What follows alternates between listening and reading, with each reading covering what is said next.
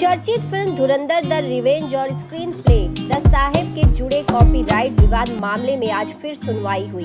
Producer Santosh Kumar RS की ओर से वरिष्ठ अधिवक्ता वीके दुबे कोर्ट में पेश हुए। सुनवाई के बाद मीडिया से बातचीत में वीके दुबे ने कहा कि मामला न्यायालय के विचाराधीन है और उन्हें न्याय व्यवस्था पर पूरा भरोसा है। उन्होंने बताया कि वादी पक्ष पर दावों के साक्ष्यों के साथ कानूनी लड़ाई मजबूती से लड़ रहा है।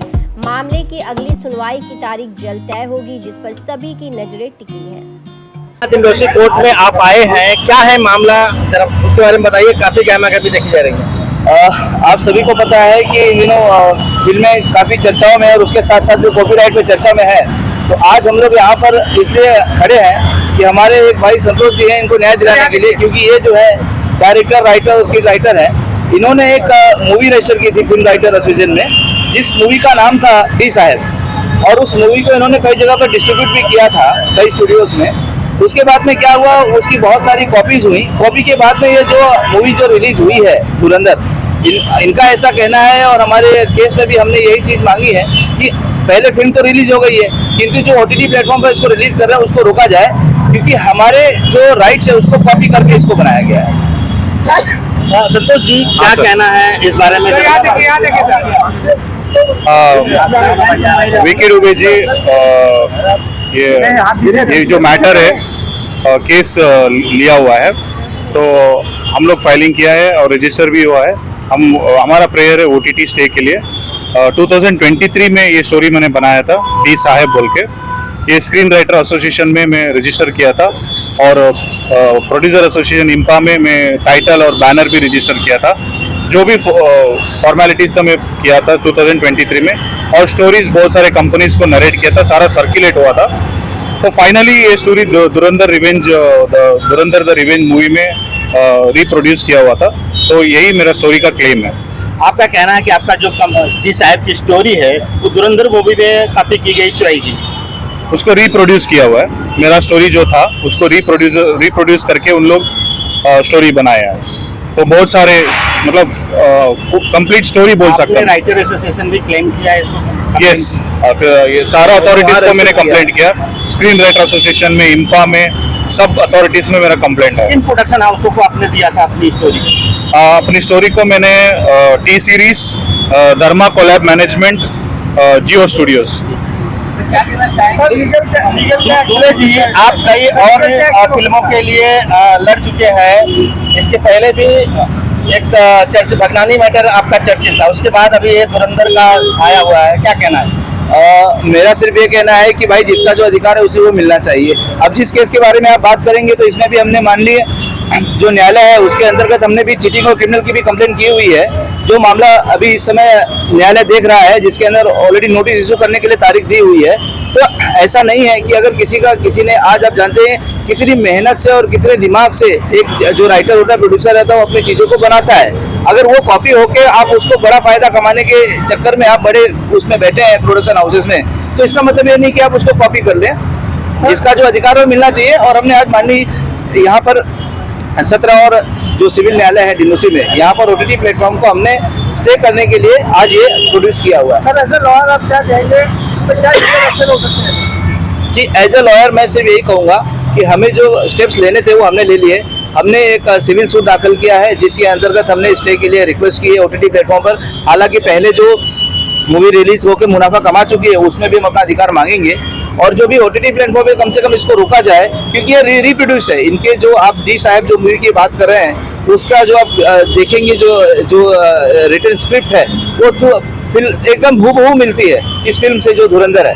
तो माननीय न्यायालय इस चीज़ का संज्ञान लेगा, और माननीय न्यायालय इस पर क्या प्रतिक्रिया करता है वो माननीय न्यायालय, क्योंकि कल भी मामला था ये, तो कल माननीय न्यायालय ने बाकी जो लोग रह गए थे जिनको सर्व करने के लिए, जो नहीं आए थे कोर्ट में, 4-5 पार्टीज आई थी, 3-4 लोग नहीं आए थे, तो आज वो आने वाले हैं। तो आज इस पर एक अड़िक सुनवाई होने वाली है, फिर माननीय न्यायालय अपना फैसला सुनाएगा इसके ऊपर। तो जी, क्या कुछ कहना चाहेंगे? आपने इसके पहले भी पार्टी को, सामने वाली पार्टी को अपने सिंधी चोर कहा था, उसके बाद मामला दूर पकड़ा था, सामने वाली पार्टी ने भी केस किया था। अब केसा से मामला क्या आप प्रॉपर जा रहे हैं? हाँ, लास्ट टाइम डिफेमेशन केस डाला था मेरे ऊपर, एक स्टेटमेंट को लेके मैं तो स्टोरी क्लेम कर रहा था, सिर्फ वो श्योर बोल के कुछ वर्ड यूज किया बोल के मेरे ऊपर डिफॉर्मेशन डाला था, उसको मैं लड़ा कोर्ट में और उसको डिस्पोज भी करवाया।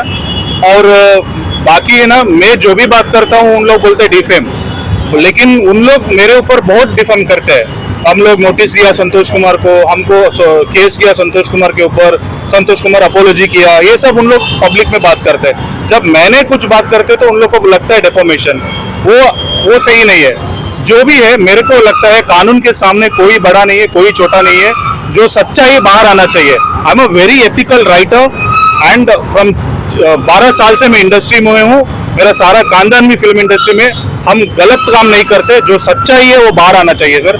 मीडिया लोग पब्लिक को रीच करना चाहिए कि ये सच्चाई जो है वो बाहर आना चाहिए। मेरा जो मेहनत है, ये स्टोरी स्क्रिप्ट मैंने बनाया और मेरे को न्याय दिलाने के लिए भगवान ने वीके दुबे को भेजा है। मेरे को लग रहा है उनके सारे टीम बहुत एंथुसियास्टिक के काम कर रहे हैं। मेरा जो भी ड्राफ्टिंग है सब कुछ अच्छा से करके मेरे को न्याय दिलाए, तो मेरे को पूरा कॉन्फिडेंस है सर। आपका साथ चाहिए प्लीज। देखिए सर, क्या कुछ कहना चाहेंगे, मामला किस हद तक कहाँ तक पहुंचा है और लीगली आप लोग जा रहे हैं, ये मामला कितना सेंसिटिव और इससे कितना बवाल हो सकता है? देखिए, आज भी इस देश में अगर कुछ होता है गलत, तो एक आम व्यक्ति है उसका जो है वो सिर्फ न्यायालय पर भरोसा रखता है। तो हमें माननीय न्यायालय पर पूरा भरोसा है और न्यायिक प्रक्रिया के तहत हमने जो एक चीटिंग का केस कर रहा था वो ऑलरेडी हमने माननीय अंधेरी न्यायालय में फाइल किया हुआ है, वो भी माननीय न्यायालय उसकी सुनवाई जल्द करेगा।